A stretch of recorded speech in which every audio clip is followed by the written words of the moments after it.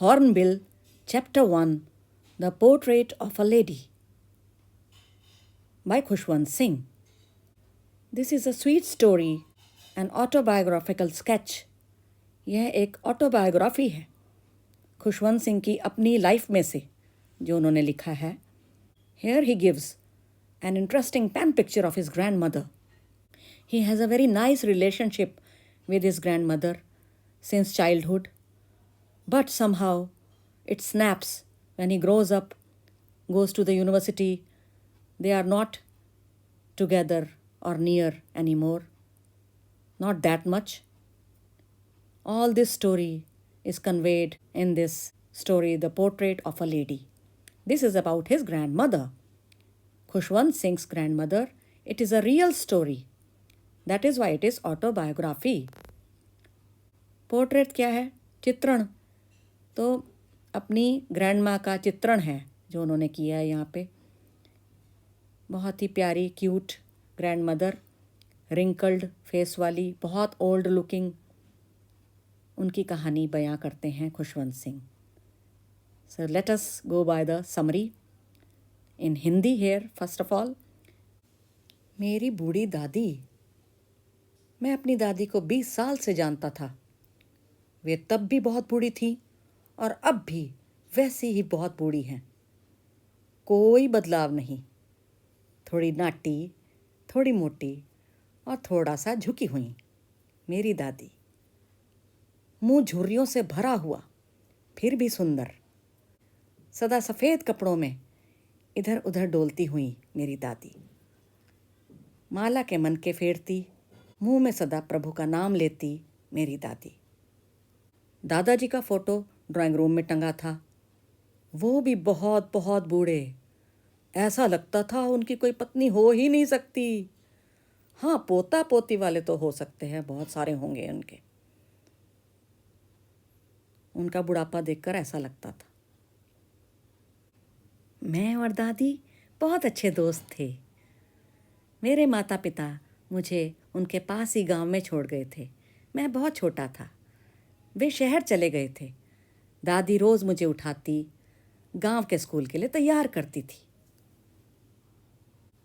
ओ सतगुरु मैं तेरी पतंग, सतगुरु मैं तेरी पतंग, सतगुरु मैं तेरी पतंग. दादी मुझे नहलाती और भजन गाती रहती डेली, रोज़, इसी आस में कि शायद मैं भी इसे याद कर लूँ. मेरी अच्छे से लिपी हुई तख्ती जो दादी लेप लगाती थी, चौक का, मिट्टी का स्याहीदान, लाल पेन, दादी सबको पैक कर देती थी मेरे लिए. और मैं सुबह खाता था बासी रोटी और मक्खन, मोटी सी रोटी और मक्खन.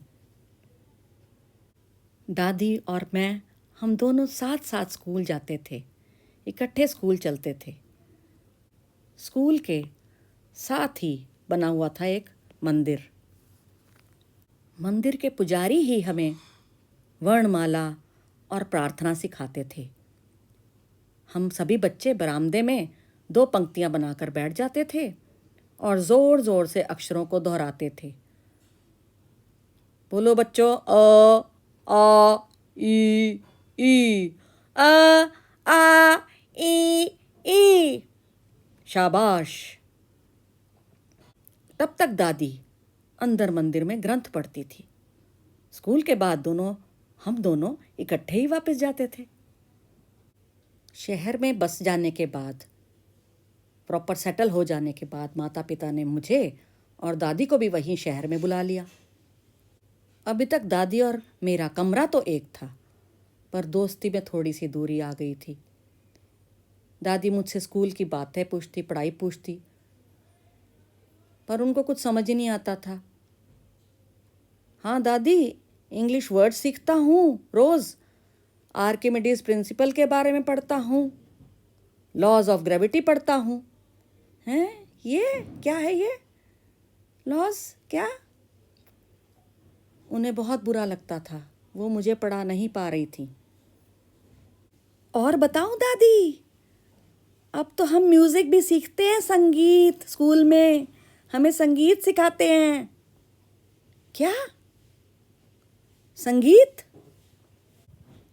हाय हाय, कौन इसको समझाए कि ये जो संगीत वंगीत है ना, ये होते हैं बुरी औरतों के शौक, ये होते हैं भिखारियों के शौक। उफ। कुछ मंदिर की बातें, कुछ गुरुजी की बातें, कुछ भगवान की बातें करते हो, प्रार्थना सीखते हो वहाँ पे स्कूल में? नहीं तो दादी। और जब मैं यूनिवर्सिटी जाने लगा, बड़ी वाली पढ़ाई, तो हमारे कमरे अलग अलग हो गए, दादी और मेरे। दादी ने चुपचाप अकेलेपन को स्वीकार कर लिया। वो रोज़ सुबह से दोपहर तक चरखा काटती थी और प्रेयर्स गाती रहती थी।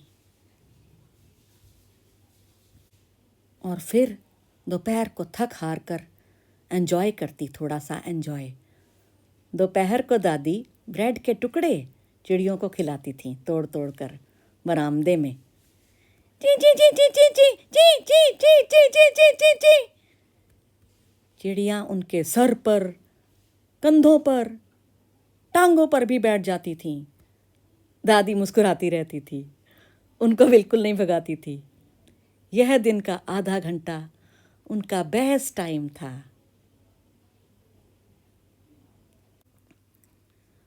अपनी आगे की पढ़ाई पढ़ने के लिए मैंने विदेश जाने की सोची।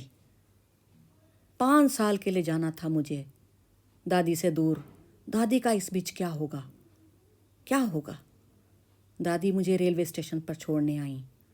उनके होंठ प्रार्थना में थे, बुदबुदा रहे थे।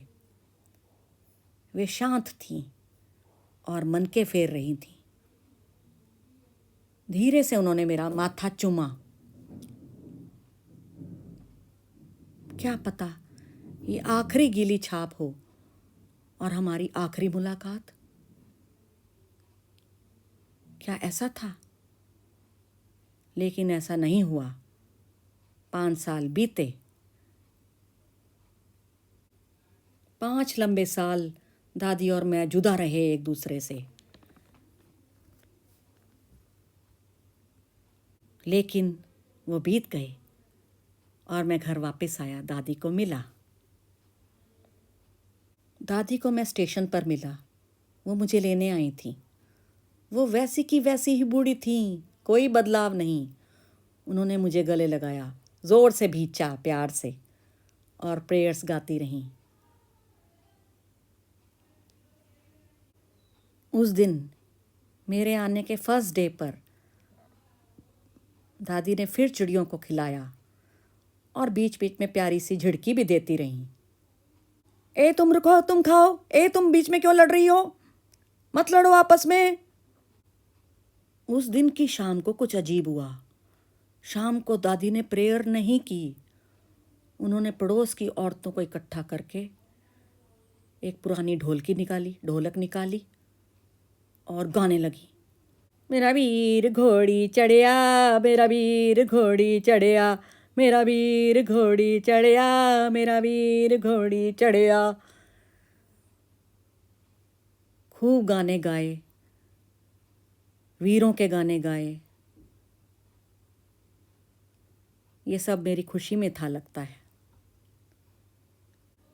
कई घंटे बेचारी ढोलक को पीटा पीटा। दादी बस बस, हमने उनको रुकवाया, तब जाके वो रुकी। मैंने पहली बार देखा था कि उन्होंने प्रार्थना नहीं की थी किसी दिन। और अगली सुबह दादी बीमार पड़ गई। हल्का बुखार था, डॉक्टर बोला ठीक हो जाएंगी, पर दादी की सोच अलग थी। मैंने पहली बार भगवान को याद नहीं किया था ना, इसलिए मेरा अंत निकट है। मैं अपने आखिरी समय में प्रार्थना करना चाहूँगी प्रभु से, मुझसे कोई बात ना करे। दादी बिस्तर पर मन के फेरती गई, जप करती गई। एकाएक होंठ रुक गए, माला हाथ से गिर गई। दादी ने दम तोड़ दिया। हमने प्रचलन के अनुसार उनके शरीर को, पार्थिव शरीर को ज़मीन पर उतार दिया और एक लाल कपड़े में ढक दिया। दादी के अंतिम दाह के, अंतिम संस्कार के हमें कुछ इंतज़ाम करने थे, सो हमें कमरे से जाना पड़ा, दादी को अकेला छोड़ना पड़ा। शाम को कमरे में आए तो सन्न रह गए, हैरान रह गए। सैकड़ों चिड़ियाँ दादी के आसपास थीं, पूरे बरामदे में फैली हुई, कमरे में फैली हुई चिड़ियाँ ही चिड़ियाँ, और एक भी चिड़िया चहक नहीं रही थी। अब की बार मेरी माँ ने उनको दादी की तरह ब्रेड के टुकड़े दिए, लेकिन एक भी चिड़िया ने नहीं स्वीकारे, नहीं खाए। उन्होंने ब्रेड की तरफ देखा तक नहीं। और यही वे चिड़िया हैं जो पहले लपकती थी, लड़ती थी ब्रेड के लिए। कितनी हैरानी की बात है, वो भी जानती थी। अगली सुबह सफाई कर्मचारी आया। उसने कमरे से ब्रेड के टुकड़े, फैले हुए टुकड़े झाड़ू से हटा दिए, कूड़ेदान में डाल दिए।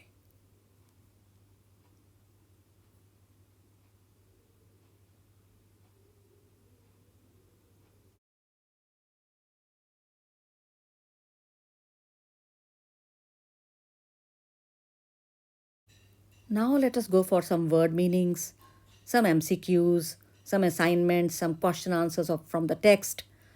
And for that we will require the holding of the video in between for short durations so that you can copy it down, you can note down in your copies.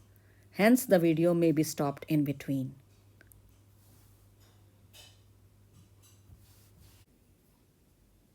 Some word meanings of some difficult words from the story. Number 1, wrinkled, झुर्रीदार. 2, portrait, चित्र. Number 3, mantel piece यानी shelf. Number 4, turban यानी पगड़ी. 5, beard, दाढ़ी. 6, revolting, विद्रोही. 7, absurd, भद्दा, अजीब. Undignified यानी खराब. फेबल्स, कहानियाँ, किस्से. प्रॉफिट्स यानी मसीहे, अवतार. हॉबल्ड, लड़खड़ाते हुए चलना. हॉबल्ड अबाउट, लड़खड़ाते हुए चलना. स्टूप, झुकना. बीड्स, मनके, मोती. रोजरी, माला. लॉक्स, बालों की लटें.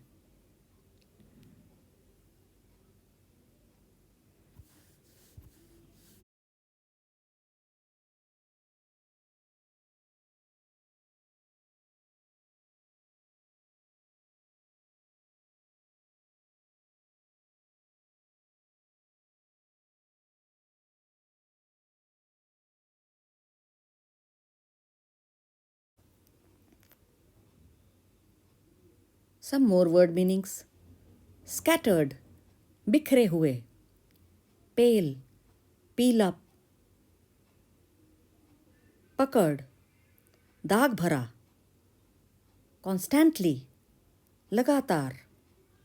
Inaudible, जो सुनाई ना दे. Landscape यानी सीनरी, दृश्य. Expanse, फैलाव. Serenity, शांति. Contentment, तृप्ति, संतुष्टि.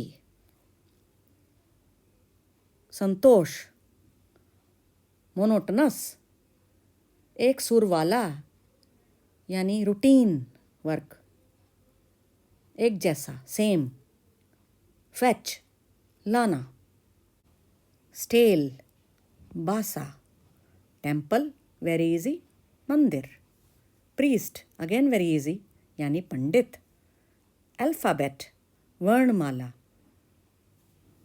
अक्षर, रोज़ कतारें, वरांडा कितना मिलता जुलता है देखो, हिंदी और इंग्लिश, बरामदा, कोरस समूह गीत या समूह में गाना, स्क्रिप्चर्स यानी धार्मिक पुस्तकें,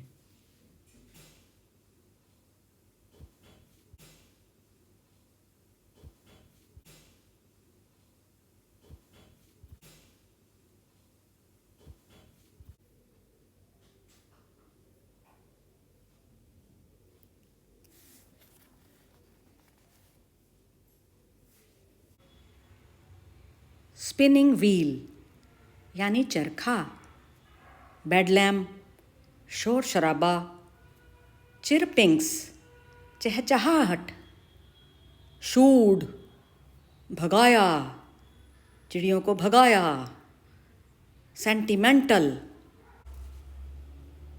भावुक इमोशनल, चेरिश्ड याद रखा, इम्प्रिंट मोहर छाप, क्लैस्प्ड यानी भींचना, ज़ोर से गले लगाना, ज़ोर से पकड़ना, डाइलेपिडेटेड पुराना,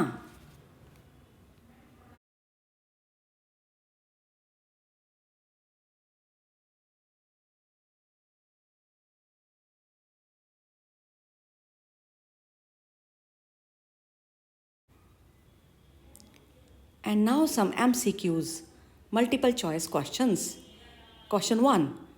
This chapter is about the writers A. Mother, B. Grandmother, C. Aunt, D. Father. Quite easy? Of course, B. That is grandmother. Grandmother is the right answer. Question number 2. The writer's grandmother was A. Short and fat, A. Short and fat, B. Tall and slim, C. Dark and ugly, or D. None of these. कैसी थी grandmother? हाँ, A. Short and fat is the right answer. Question number 3. The grandmother wore. What kind of clothes did she wear? A. Black clothes, B. Multiple colored clothes, C. White clothes, D. Saffron clothes. Which of these is the right answer? Yes, the answer being C. That is, always she used to wear white clothes.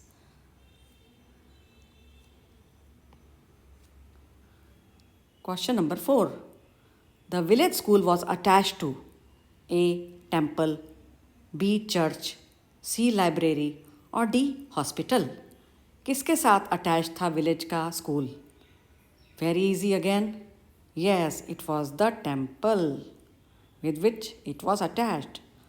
मंदिर के साथ.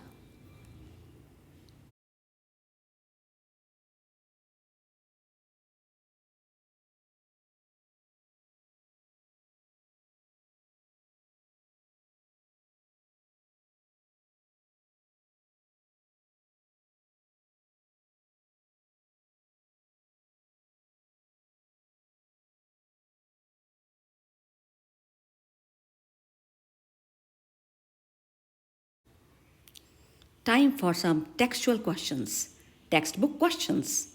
Question number 1. Mention the 3 phases of the author's relationship with his grandmother before he left the country to study abroad. विदेश जाने से पहले author की 3 phases थी, 3 दौर आए थे रिलेशनशिप के अपनी ग्रैंडमदर के साथ, वो बताने हैं. Answer. The 3 phases are. Number 1. Village friendship. There was lot of nearness in this phase. The grandmother and author went to school together. Number 2. Room in city. Both of them stayed together in the city for some time. They had a common room, but now grandma could not help him in his studies. She did not like this fact. Number 3. separate rooms. In the city, finally the author and grandma got separate rooms. There was very less closeness now.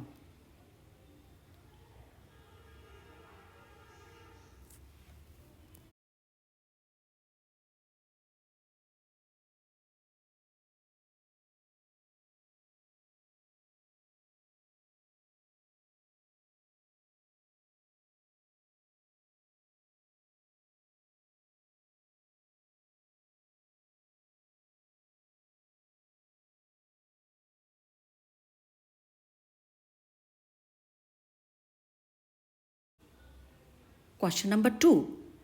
Mention 3 reasons why author's grandmother was disturbed when he started going to the city school. Answer.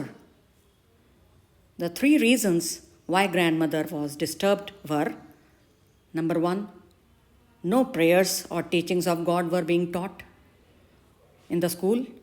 Number 2, music was being taught which only bad women and beggars knew about.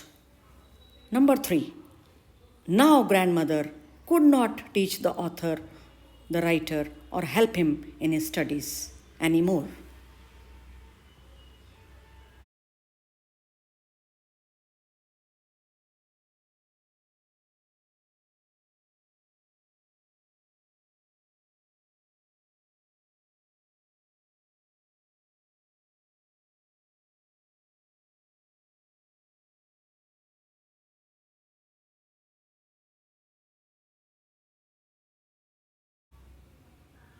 Question number 3. Mention the 3 ways in which the author's grandmother spent her days after he grew up. जब वो बड़ा हो गया author, तो 3 तरीके बताइए जिस तरह से ग्रैंडमदर ने कोप अप किया और अपने टाइम को स्पेंड किया, अपने डेज को स्पेंड किया. Answer. Grandmother spent her days by spinning the wheel, by feeding sparrows, and by telling the beads of rosary. Grandma ने चरखा काता, स्पैरोज को फीड किया, चिड़ियों को, और माला फेरी.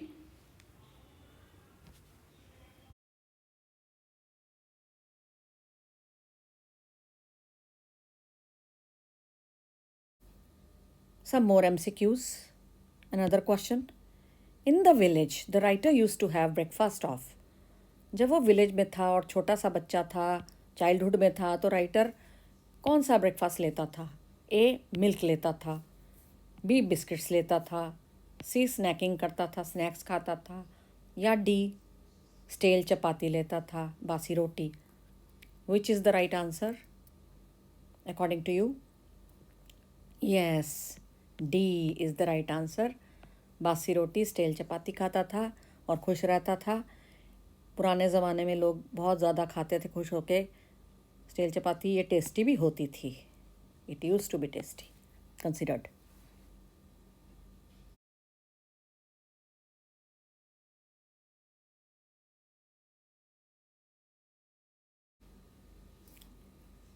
Another MCQ.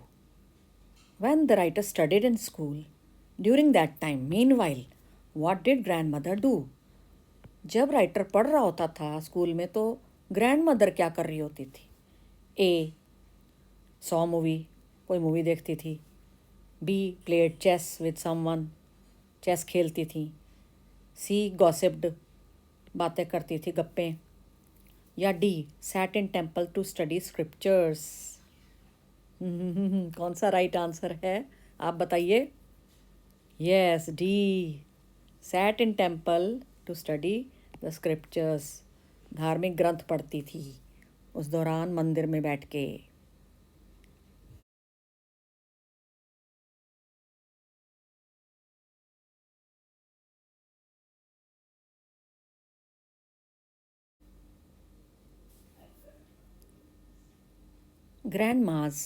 Grandmother's one hand was often at her waist. It remained at the waist. कमर पर होता था हाथ. What was in her other hand? दूसरे हाथ में उनके क्या रहता होता था? A. A rod, एक डंडा. B. A book, कोई बुक. C. कोई पेन. या D. अ रोजरी यानी माला. डी, मनके वाली माला is the right answer. Another question, MCQ. In the noons, grandma fed. दोपहर को ग्रैंडमा किसको खिलाती थी?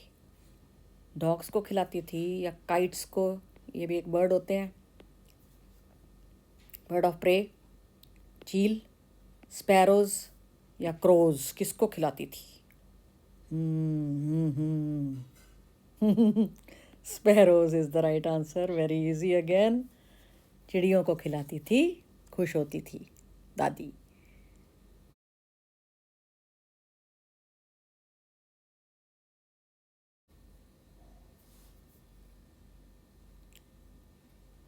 How many years did the writer spend abroad?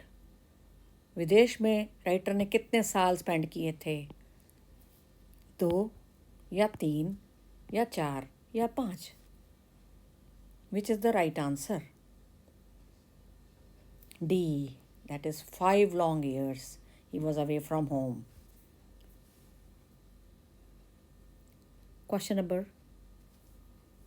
Next question.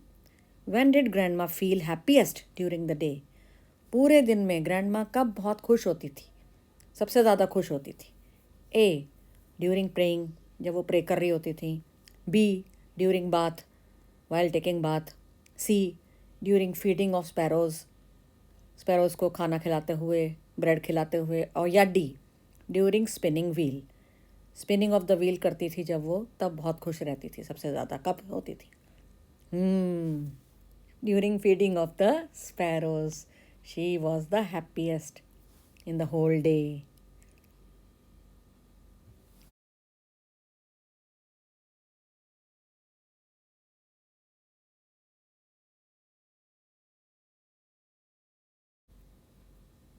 Another question. When did the writer get a separate room?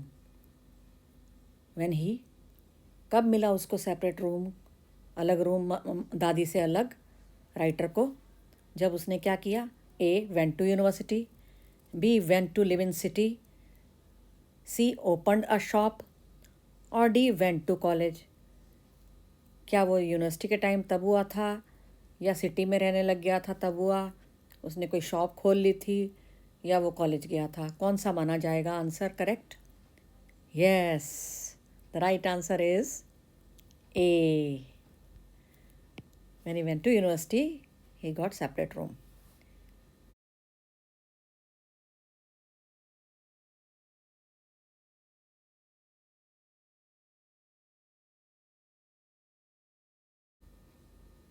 More MCQs. When the grandma died, the sparrows, जब grandma मर गई तो sparrows ने क्या किया? A. chirped. B. fought for the bread. C. came near the grandma silently. Or D. flew away from her. Think it over, think it over. Yes, the right answer being C. They came near her and were silent. The sparrows.